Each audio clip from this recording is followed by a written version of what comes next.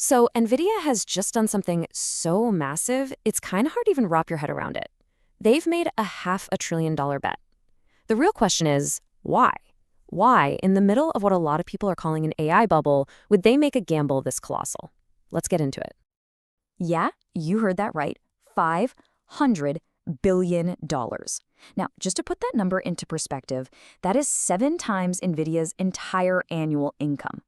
This isn't just some big bet. This is one of those moves that defines a company, you know? It changes their future completely. But here's the weird part. They're not even using this money to build more of their famous GPUs. So, what are they building? That is the $500 billion question, isn't it?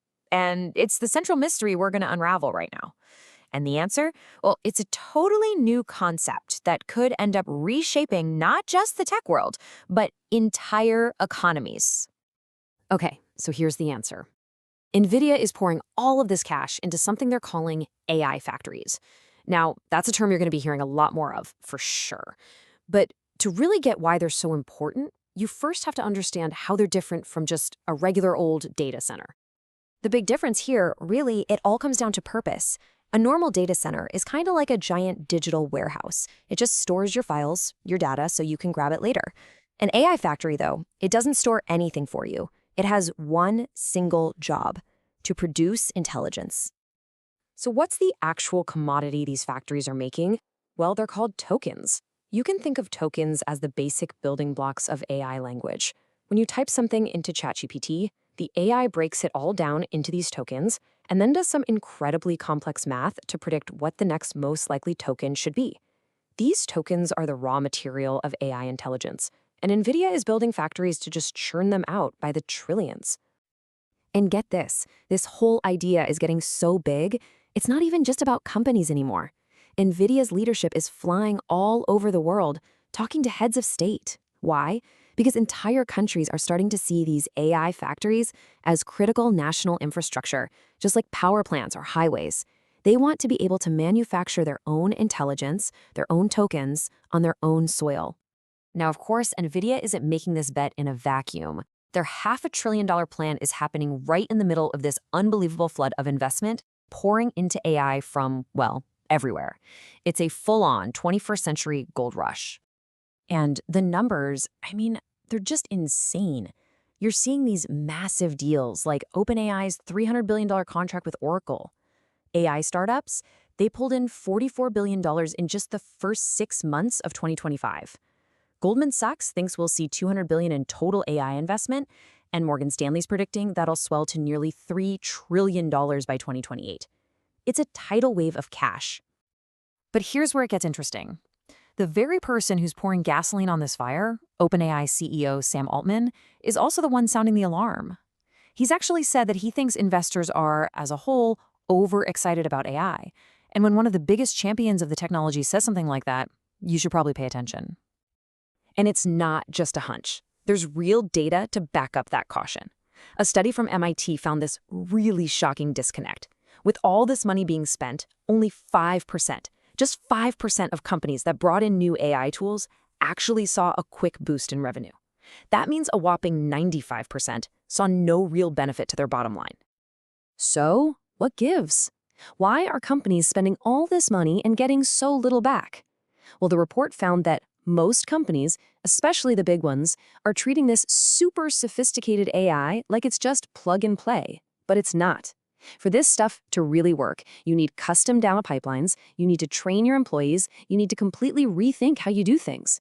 If you don't do that, the AI just ends up feeling clunky and useless. This combination of massive hype, insane spending, and pretty questionable results, it might sound a little familiar.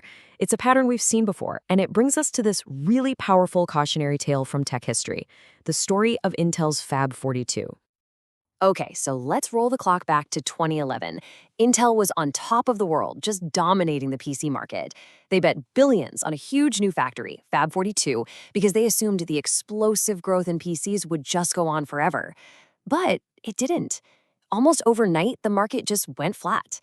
People basically decided their computers were good enough. And by 2014, Intel's shiny multi-billion-dollar bet was put on a shelf, left totally empty. And you gotta love the corporate speak they use to explain it away. An Intel spokesman said the empty factory would be targeted at future technologies. That's the kind of vague thing companies say when a massive bet just goes completely sideways. So let's just put these side by side. Intel made a multi-billion-dollar bet on a trend they thought would never end. And now, Nvidia is making the exact same kind of bet on the endless growth of AI. The only difference, really, is the scale. Nvidia's gamble isn't just a little bigger than Intel's, it's 100 times bigger. And as if the risk of a market bubble wasn't enough to worry about, Nvidia is also facing a whole new set of threats that are closing in on them from all sides. Even if the demand for AI turns out to be real and sustainable, their path forward is anything but clear. And here's the really ironic part. Their most dangerous competitors, they're also their biggest customers. Amazon, Microsoft, Google, even OpenAI, they're all sinking billions into developing their own in-house AI chips. I mean, why pay Nvidia when you can just design chips perfectly tuned for what you need and cut out the middleman, right? And at the exact same time, governments all around the globe are starting to take a really hard look at Nvidia's market dominance. France is getting ready to file anti-competitive charges, the EU is watching them like a hawk, and here in the US, the Department of Justice is investigating whether they're using their power unfairly. This is a coordinated global regulatory siege. Okay, so let's recap. You've got a potential bubble, your best customers are trying to replace you, and governments are breathing down your neck. So why on earth would you make a $500 billion bet right now? Well, because they have a secret weapon, a defense so powerful it might just be an unbreakable moat. And it's not hardware. That secret weapon is called CUDA. They released it way back in 2006, and it's a software platform that makes it incredibly easy for developers to use the raw power of NVIDIA's GPUs. For almost 2 decades, it's become the standard. An entire generation of researchers and engineers have built their whole careers on CUDA. It's created this deep, loyal ecosystem that is just incredibly hard for anyone else to break into. And the result of that CUDA moat? Just look at this market share. It's staggering. NVIDIA controls 94% of the GPU market. And that's not just because their chips are good. It's because the entire AI world is built on top of their software. It's a near monopoly that's protected by code. So at the end of the day, this is what it all boils down to. On one side of the scale, you have these huge, monumental risks, a potential bubble, customers turning into competitors, and a global regulatory crackdown. But on the other side, you've got this incredible fortress, the CUDA software moat, 94% market dominance, and an ecosystem of developers that's incredibly entrenched. And that brings us right back to the ultimate question.